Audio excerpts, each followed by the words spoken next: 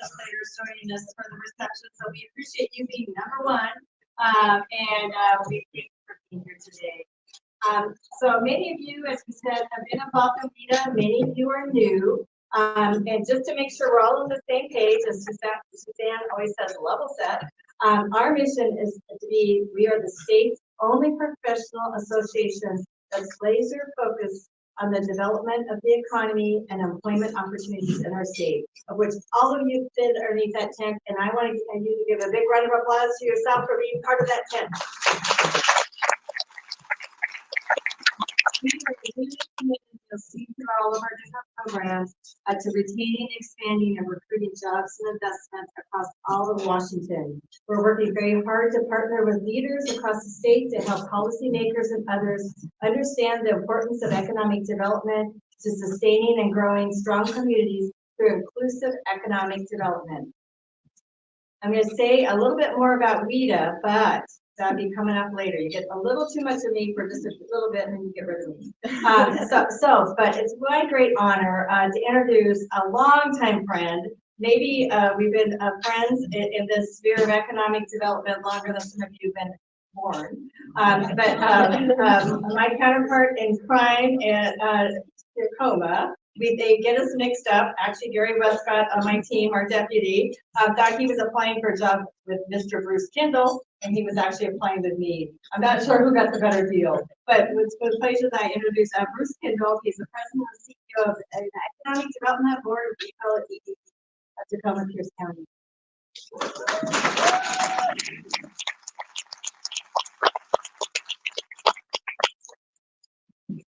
Thank you, Betty. Really appreciate it.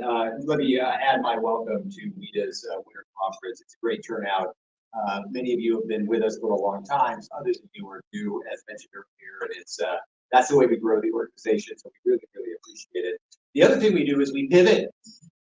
You all pivoted during the pandemic. You probably pivoted this morning when the weather came in, or last night. And so we're pivoting with our land acknowledgement. We have, instead of the name that appears on the screen, we are honored to have with us the Nisqually Tribal Elder Bob Ayel to my right. Some of you know Bob, and I'll give you a quick background. And his bio is in the swap card, so you can check that out. Mr. Ayel is CEO of the Medicine Creek Enterprise Corporation, which is part of the Nisqually tribe. Among many other things, he oversees the economic development workings of the tribe, including the Red Wing Casino, the Nisqually the business that is Nisqually Construction Services, the Nisqually Communication Services Enterprises, and many, many more. We are so pleased to have him with us today, so please join me in welcoming Bob Ayel.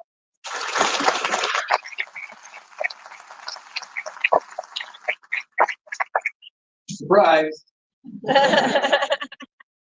We intended to have Chairman Frank from the Nisqually tribe wanted to be here with you today, and he had wound up having to take another trip, and so Councilwoman Squally was kind enough. She was going to fill in for him, and within the last 20 minutes, something came up, and she was unable to make it.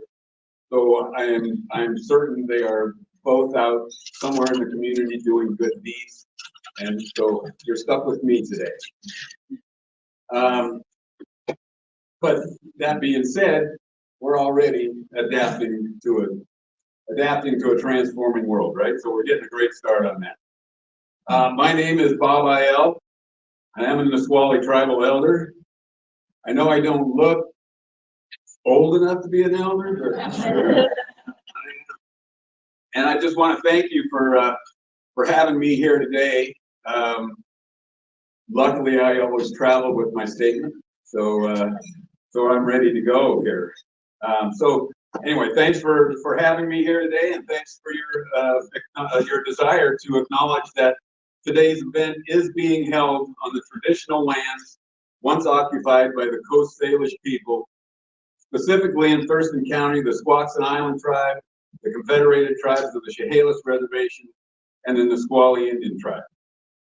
We are the original stewards of this great land, and as a Nisqually tribe elder, today's message is going to pertain mostly to Nisqually, but please know that I acknowledge all of our Native families in Washington. And every good land acknowledgement has an element of a historical lesson. And so today's lesson, we're going to start at the beginning of time. The Nisqually people occupied this land from the mountain we call Tacotna to the South Salish Sea since time immemorial, and we acknowledge our ancestors for everything. The land, the water, the animals, plants, trees, our culture, and essentially just our way of life. We acknowledge our ancestors like brothers Leshai and Quamuth, who gave their lives fighting for our people to be treated fairly during the time of the Medicine Creek Treaty. During the time the treaty was executed, and to ensure that we never forgot our culture. Leshai, wrongly convicted of murder, was executed, Leshai, wrongly convicted of murder, holds the dubious distinction of being the first sanctioned execution in the Washington Territory. And his brother Quamuth, believing he was negotiating a release of his brother before his execution, was murdered while in the custody of the governor at the time. Moving forward in time, we acknowledge ancestors like my great-grandfather, Frank I.L., who led the lobbying committee that compelled the United States Congress to pass the Indian Citizenship Act of 1924.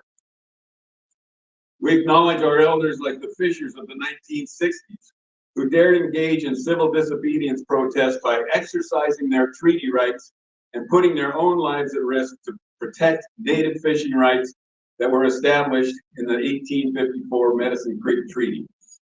Those fishers like Billy Frank Jr., who was arrested over 50 times for exercising his treaty rights. Those same fishers, combined with other Washington tribes, compelled the United States to file suit against the state of Washington, which led to the landmark 1974 decision by U.S. District Court's Judge George Bolt to uphold the fishing rights and tribal sovereignty guaranteed in the Treaty of Medicine Creek.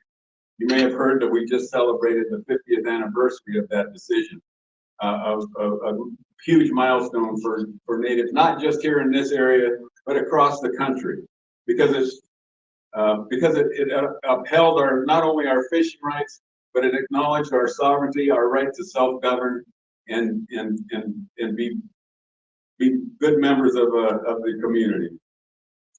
And finally, we acknowledge those ancestors who fought and struggled to save our people from poverty and starvation, building a pathway to a better life for future today. The Nisqually people lived and thrived on what the land and water provided.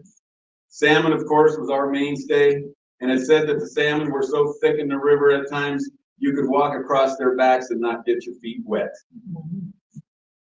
The Medicine Creek Treaty Tribe ceded 2.5 million acres of land to the United States in exchange for reservation land, small reservation land, annuities, and meager provisions. The Nisqually people were placed on a 4,700-acre reservation until 1917, when two-thirds of the reservation, totaling over 3,000 acres, was condemned and turned over to the United States Army to expand Fort Lewis. This resulted in displacement of nearly 3/4 of our tribal members from their own homeland and forced them to onto the remaining reservation of about 1,280 acres, which is our reservations today.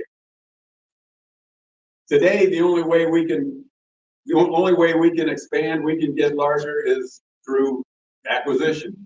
We use portion of the funds that we generate from our enterprises, and we buy back land that when it becomes available, whenever we can.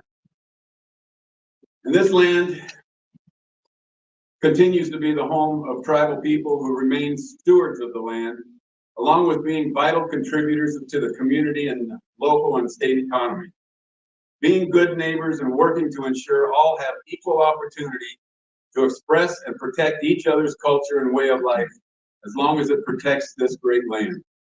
We appreciate your awareness of our people who live, work, and play here, and I invite you to continue your efforts to learn more about the true history of the original inhabitants of this land, and to to continue to include our story in your future endeavors. We all have a story that deserves respect and understanding. And finally, remember that a land acknowledgement only becomes meaningful when lasting relationships are formed, mutual respect leads to collaboration, and builds a shared, sustainable future for all of us. So thank you again for having me here. I wish you much success in your conference here. Thank you.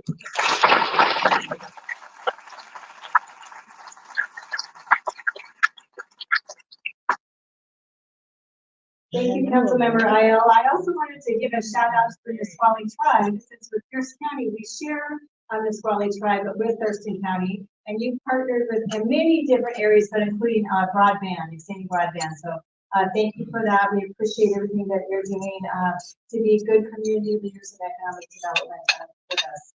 So now we get the pleasure of hearing from the mayor of the city of Lacey, Andy Ryder. Mayor Ryder has been on the Lacey City Council since 2010. He was elected mayor in 2014. The mayor understands small business well, and isn't that wonderful? You can have an elected official understand what we do. He's been the owner and CEO of Shirt Clean Car Wash in Lacey for 27 years. He received his BA from Whitman College in political science and also studied at Creighton University and Evergreen State College. Mr. Mayor, would you please come join us for your welcome?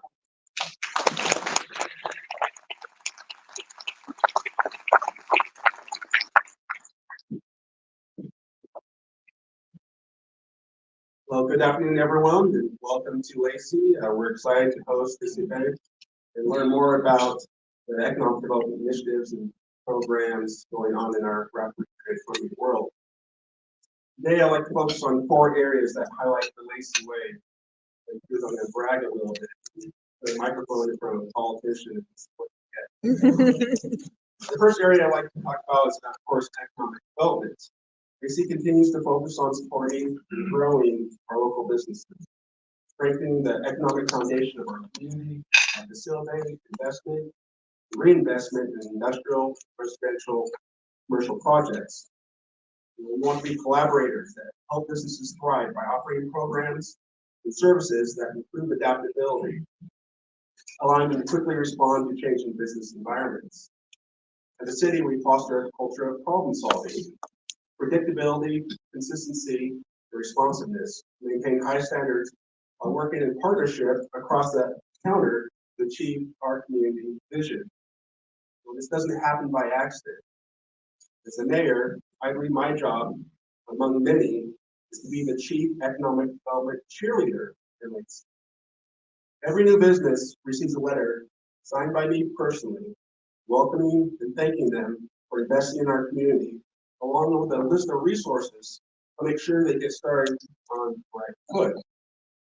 Council also passed an ordinance in 2015 that exempts for their first 3 years P&L taxes in Lacey for businesses grossing under $500,000. This all stems from Lacey's strong belief that cities are, at their best, an effective and efficient, fast and fair service provider to their citizens and business community. We believe this sentiment is essential both the legislative branch and executive branches of local government, down to the public servants who carry out the tasks.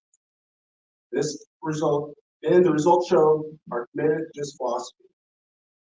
For the past few years, we've seen a substantial private sector investment in this. This is a testimony to our city's long-term planning efforts and innovative economic initiatives passed by our council. The keystone to this work is our former Community and Economic Development Director and now City Manager, Rick Watt. We believe success starts at the top. We believe it's vitally important that your Chief Executive Officer understands and has a dedication to economic development. And we appreciate Rick for helping the entire organization focus on our priorities and tirelessly advocate for Lacey. In Thurston County, home to Lacey, which I believe has had a huge impact on the state, was recently rated extremely high in national economic development rankings. For example, Chimera Economics rated Thurston County #2 in the nation in economic strength in prime workforce rankings. The Milken Institute ranked us number 9 in the nation for sustainable growth and resilience. In 2021, Wallet Hub ranked Lacey as the #1 city in Washington State to start a small business. This clearly demonstrates that our commitment to helping businesses thrive in Lacey has a positive and profound impact on their success. Next to the first area, the second area I want to discuss is growth. From an economic perspective, one of the best indicators that a city or a metropolitan area is healthy, of course, is growth. We've all heard the adage, if you're not growing, you're falling behind. By this metric, we're not falling behind, we're actually leading the way. In fact, Lacey is now the largest city in Thurston County, and that will have almost 60,000 residents, and will not be slowing down anytime soon. Drive through Lacey, you'll see new additions on a regular basis. This last year, we welcomed Tech Equipment Truck Dealership and Service Center. By the way, of all the cities they've done business with down the western United States, they said that the city of Lacey is ranked #1 in customer satisfaction. We also had 23 Kitchens, which is part of the new Hope and Bay Town Center. We opened a new multi-care emergency facility, which is just a part of our growing medical services. And actually, the list go on and on. It's also good to see growth in multifamily residences, and with more coming to our central Lacey Midtown district. In total, we anticipate over 1,800 multifamily, 291 single-family units coming online soon. And that is building on the 2,300 multifamily and 300 single-family units that have been permitted since 2017. This leads me to the third area of today's discussion, partnerships. The City Council has consistently made investments in training opportunities for our small businesses, startups, as well as our more established businesses. For example, the city provides funding and scholarships to access training programs with the Thurston Economic Development Council. It provides a spectrum of resources for business growth, from startup to expansion, along with focused training programs like our BIPOC Business Startup Program. All these programs provide support to empower our local entrepreneurs to be successful and help navigate what seems to be a never-ending list of new requirements passed down from the state and federal government. If you have questions, we do our best to help you find the answers or connect you to our partners, which is the least we can do. In the past few years, we've also launched the food truck depot to create opportunities for restaurant entrepreneurs. This project has been widely successful. Recently, one of the food trucks, the Lava Bowls, opened up their first brick and mortar location in Lacey. In addition to being an incubator for local food businesses, the depot is also served for a hub for entertainment and shopping with our popular Friday night and Sunday afternoon food truck and public markets. This has created a lot of activity and momentum for our depot district.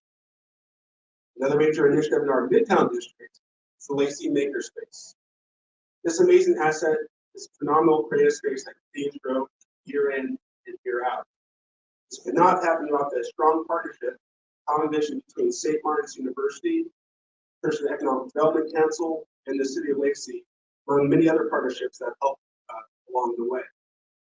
In fact, Lacey Makerspace just finished a major expansion from 4,500 square feet to under 10,000 square feet, made possible by a $1 million federal grant and $300,000 investment from the City of Lacey. The expanded space is now open and ready to serve the innovators in our community on. We've already seen many success stories originating from the makerspace that is bringing products to market.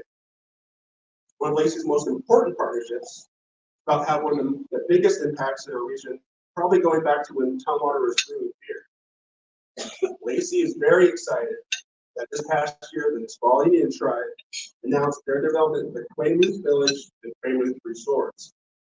Combining our region will finally see the development of a major town center surrounding Cabela's. They'll conceptually have the Quaalude Resort area with a 350-room hotel, 1,000 square feet of multi-purpose center for conferences and events. This is desperately needed since our only full-service hotel in the region, the Pride Conference Space, which was also our largest hotel, is recently no longer on the market. A couple of concepts being considered from the Quaalude village portion. One alternative is conceptually have 900,000 square feet of commercial use, 320 units of residential, and 200 room hotel. The second alternative would be more recreationally focused.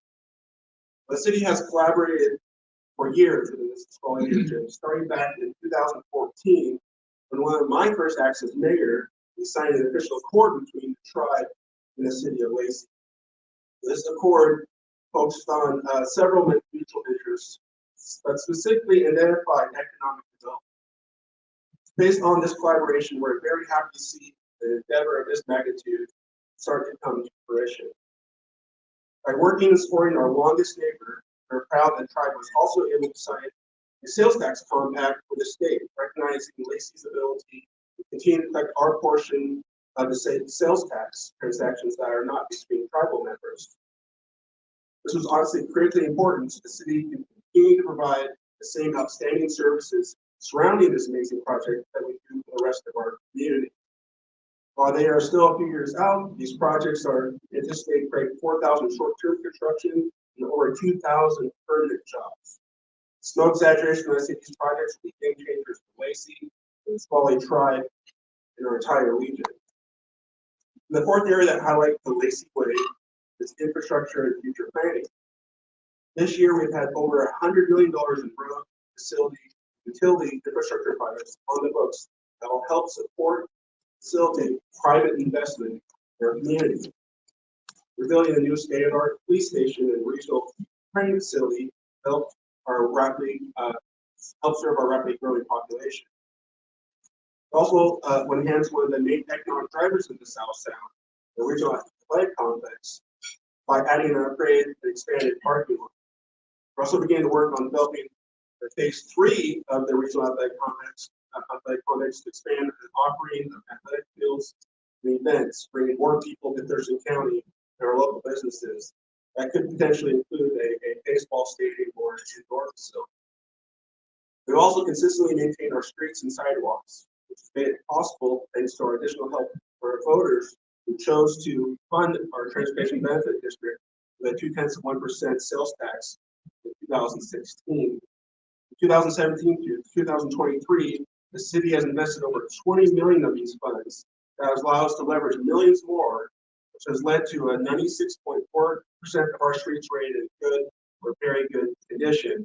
The pavement condition index score citywide as one of the highest in the state. All the work I've highlighted doesn't get done in the back. It's done because of great leadership, hard work, robust relationship building, true collaboration, strong local public and private partnerships, and the dreams and efforts of our local businesses and entrepreneurs. AC believes that it takes public investment to meet private investment. Sometimes it is the public investment that spurs on private investment. To have the tax base my community needs to provide the services my constituents want. The City of Lacey has seen a lot of success through strategic investments, innovations, partnerships, and we plan to continue this recipe going forward. Happy to answer any questions you may have about my favorite city in Washington State and the great economic development initiatives we are working on. So thank you for your time and listening to the Lacey Way. Welcome to the city I was born and raised in, and enjoying the conference.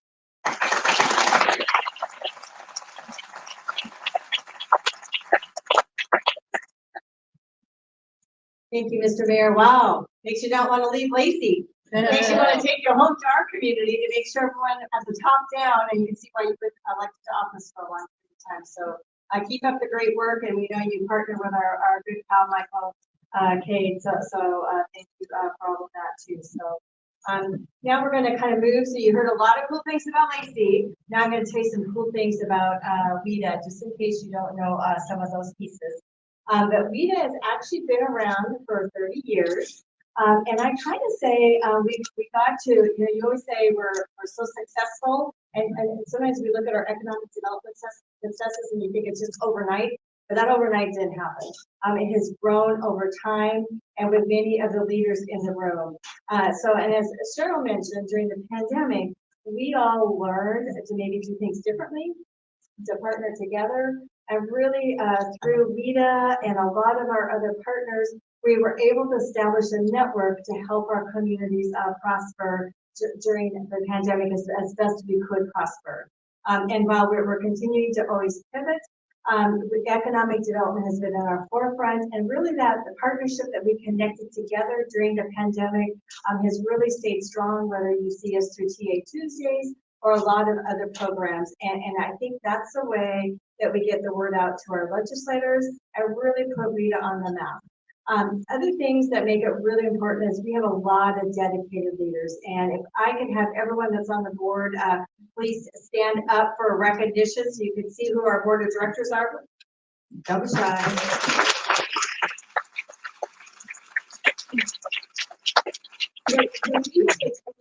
This board, and they're all have great ideas and goals that are helping WEDA move and transform, and as I say, pivot.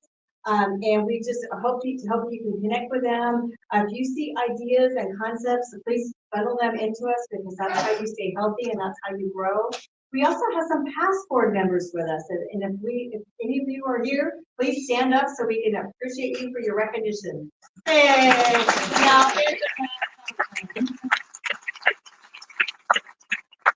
So one of our past board members that stood up, Suzanne Dale Esty, was actually a key, I'd say, spark plug that's really helped to bring WEDA to where we're at. So about 5.5 years ago, we took her incredible energy and her momentum, and she is a driving force really behind our organization that's brought us all together to deliver impressive results. If you are on Suzanne's list, you know she is a fabulous communicator. I probably think in the last month I've had 1,500 emails or texts, but she communicates very well, and she communicates with passion, and that's why I believe we're all probably engaged here. So making sure then when you leave our conference to communicate with each other with passion, and to our elected officials so they truly understand, like our mayor does, what jobs are in our community, because we want to continue to develop economic development capacity in our state. With that, the other piece I wanted to make sure, really that mobilization campaign, that was just a start of efforts that have gone on, and everyone else has carried things on after that. So I just appreciate all of that work everyone does, and a shout out to all of you that have found out about it, that didn't know about it, and hope you continue to spread the word, and we can continue to grow attendance at the conference, but both in our organization. We also get organizational leaders from our past that put pretty high benchmarks. And I believe it's past chair John Smith and past chair Mike Bulmer that basically said it was our 25th year anniversary. What are we going to do? Let's kind of celebrate and build for success in the next 50 years. And they said, let's recruit 50 new members. Okay. And membership, that's kind of a hard thing. And many of you have membership organizations, that might not be the easy thing to do, but we have done it. And we continue to do it, and we continue to grow. So we had 26 new members in 2019, and in the pandemic, which was 4 years ago, 2020, we had 22 new members. 2021, 63 new members. So we have way surpassed that goal. But part of it is because everyone has understood the value of economic development and how everyone can have a piece underneath the bigger umbrella. So we appreciate all of you for being involved underneath our big umbrella. We hope you continue your membership and investment in WEDA, and maybe tap a friend, and maybe we'll have 500 before we know it. So thank you very much, and congratulations to our awesome board leaders, but also to Suzanne and her team, because they really are passionate about what we do. And you probably, if you get a note from Suzanne, you may get it at 2:45 in the morning. So that is truly an application. That's a passion project above and beyond the college meeting. So now let's transform a little bit back to the conference. It's about adaptive impact, which I know you all do 24/7. With that, we want to jump into our conference program. But before we do that, I know we have something going on right now. What's going on? We're kind of at the state capitol. What's going on, Gina? Could it be the legislative session that you said that is? I think it's a legislative session. And my dear friend Gina Starr, well, she is not wounded for being our legislative chair this year, and she's our incoming chair to WEDA. She's done a tremendous job, and you'll hear about what's been going on. And really, we have been on the forefront, and legislators are stepping up to help us. So, Gina, give me a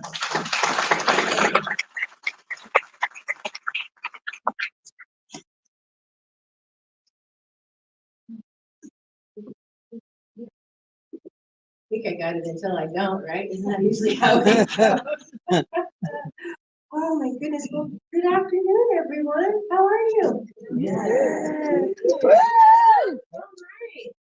Well, as Betty said, my name is Gina Stark. I'm the Economic Development Project Manager for the wonderful, beautiful Port County here in Whatcom County. It's the last county before Canada. I'm also the Vice Chair of the WEDA Board, and I'm also Chair of the Legislative Committee. And the next year, I get to be the Chair of this wonderful group we call WEDA. So I'm so excited. So as the legislative chair of WEDA, I wanted to first start off and acknowledge what we have accomplished through WEDA's team effort on advocacy. This advocacy is our one of our main assets too. If you look here, we network, educate, and advocate, right?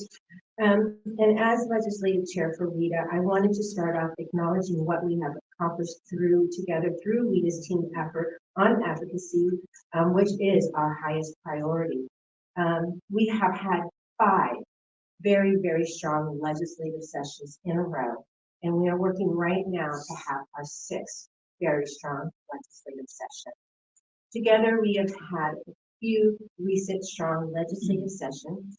2023 was particularly strong, and we made some solid gains again here in 2024. I want to thank everyone for your advocacy for small business support, technical assistance, transportation, broadband funding, and so much more. WEDA has helped secure funding for 4 restorative investments by the state and regional economic development in the past few years, and has really, we have really rallied that has decimated us in the recent great recession. And I really want to thank everyone for all the rallying that you have done, calling the legislators, the letter writings that you have done, the phone calls, the meetings, and the coffee, and the continuing work that you guys have done. We have led successful wins for state and regional economic development funding, and we have led multi-year campaigns that have resulted in another coalition success of the important extension of the 2009 program last year. We led the coalition effort for the historic TIF for Jobs Bill in 2021, and we have worked in a coalition effort to keep it protected when it was under threat in the session. We did help secure hundreds of millions of dollars in emergency support for small business and millions for small business technical assistance. And you know that 34.5 million small business innovation fund that many of you have leveraged. That came out of the ideals that we did generated, and we advocated to get it established. And we did that together, each and every one of you. And thank you so much for that. We have also strongly supported important infrastructure that help catalyze economic development, including transportation and broadband funding, which I've and we have respected voices for programmatic solutions and the importance of a predictable business climate. And we know that we have so much more work to do. We will continue to focus on addressing the needs of the underserved communities, especially in our rural and small communities. Put briefly, WEDA focuses on 3 main pillars of our legislative priorities: the ecosystem toolbox and equity, and connecting with our conference theme with progress on these 3 pillars that we believe we can help you adapt and make a bigger impact in your communities. And we don't want to get ahead of ourselves. We're not going to get complacent. But we are very optimistic about strong results from this legislative session. But the headwinds of the anxiety about new initiatives are very strong. And we really, really need your active engagement. We need it right now. It's never too late to advocate. While you are here and all the way until signing day, this is the last day of the legislative session, we meet at our annual legislative reception sessions, I got session in the brain, which is tonight from 5:30 to 7 at the Governor's Mansion, which is on the state campus. So far, 30, pretty awesome, have said that they plan to come, as well as the Lieutenant Governor, depending on floor action in both chambers. So take that time to talk to our legislators and continue to educate and advocate. It's really, really important. So, a few logistics about the receptions. Okay? Don't be looking at your phones, no texting, no talking, right? This is important, right? So, a few logistics. Now, unfortunately, we are at a capacity limit at the Governor's Mansion, but they were raised from last year, and we believe we can get everyone in. If you're registered for the conference, you're already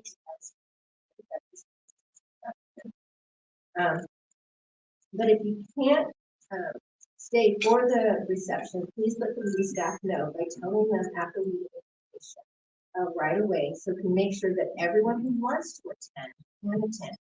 And if you are coming to the governance, make sure you have your applications. You have a list of everything. So that's good. All right. Now, we will be talking more about the WEDA 2024 legislative agenda tomorrow with a panel of our partner organizations, the panel of legislators. But I wanted to call to your attention. You can find several copies of our WEDA legislative agenda spread out on the tables, and it is posted on the front page of WEDA's website, and that is wedaonline.org. Please familiarize yourself with our legislative agenda, which is focused on working together for economic vitality and resiliency across Washington.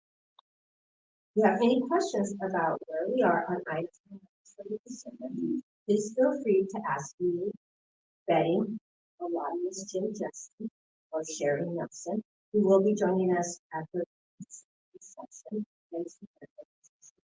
We are happy to answer any questions that you might have. We want you to have a great time at the reception, but we also, again, need you to be strong advocates for our priorities with our legislators who attend.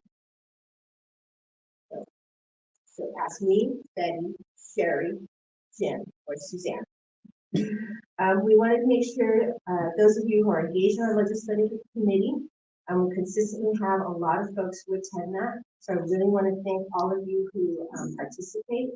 I really wanted to thank all of you who attended our legislative roundtable. That was online. We had great participation in there. We had great participation of all of our legislators. It was a great engagement. Now I have the opportunity to thank our sponsors for the conference. We have increased our sponsorship by 7-fold. Again, a great testament to our partnership and growing with WEDA. So I want to give them a huge thank you. Our sponsors allow us to put on a strong program for you and support WEDA year-round effort. Please join me in thanking our platinum annual sponsors: Washington State Department of Commerce,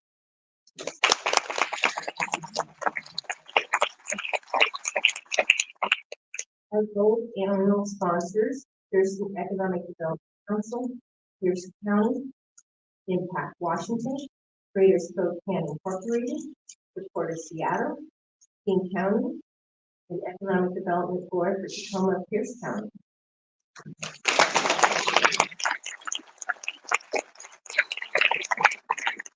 Our silver annual sponsors: Port of Vancouver, Washington Small Business Development Center, Grow America, Clayton Economic Development Center, the Employment Security Department, and Washington State Microenterprise Association.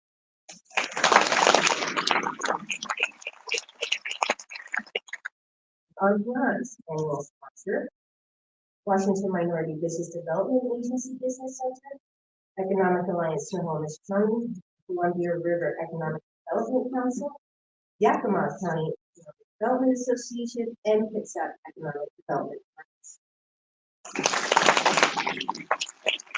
And we also appreciate the support of our conference sponsors, Swap Card and Pacific Power. Appreciate all of you for attending, and thank you for all of our conference sponsors, SWAT Card and Pacific Power. I think I already said that. And so now I am going to hand it over to my wonderful friend, Mandy Wallner, our conference planning chair. Mandy?